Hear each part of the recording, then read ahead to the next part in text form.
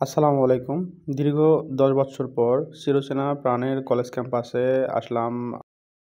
তো এখন এত সুন্দর করে বিশেষ করে ফুলের বাগানটি সাজানো আসলে আমি মুগ্ধ হয়েছি এবং একটা জিনিস খুব ভালো লেগেছে সেটা হচ্ছে যে গেটে যখন ঢুকলাম আ বহিরাগতদের জন্য রেস্ট্রিক্টেড ছিল যদিও এখন আমরা বহিরাগত।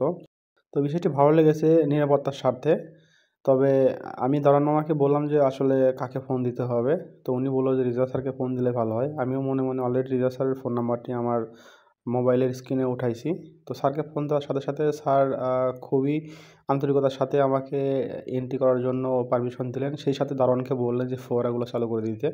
একটা জিনিস সবচেয়ে ভালো লাগছে যে এখানে যে পানির ফোয়ারাটা যে ট্যাপটা আছে এই ট্যাপটা কিন্তু খুবই আকর্ষণীয় জিনিস যেটা আমাদের সময় ছিল না। এটা কিন্তু খুবই ভালো লেগেছে। দেখুন দেখে মনে হবে যে মানে অবাক হওয়ার মতো যে কিভাবে পানিটা ট্যাপ থেকে পড়ছে। কারণ পেছনে তো কোনো পাইপ বা কোনো ফিটিংস নেই। বাট হচ্ছে পানি পড়তেছে। এটা হচ্ছে ইঞ্জিনিয়ারিং একটা টেকনিক অর্থাৎ এটা কিছুই না আপনারা কাছে আসলে বুঝতে পারবেন যে আসলে কেন এভাবে পানি পড়তেছে। সো এটা খুবই ভালো লাগছে। আমি এর পাশাপাশি আমাদের যে পুরাতন পানির ট্যাঙ্ক সেই সাথে হচ্ছে আমার দক্ষিণ প্রান্তের ছাত্রাবাস সবগুলোই কিন্তু আমি ঘুরে এসেছি। খুবই ভালো লাগছে। বিশেষ করে মসজিদটা দেখে আমি আবেগ ধরে রাখতে পারছিলাম না। তো ভালো থাকবেন সবাই। আসসালামু আলাইকুম।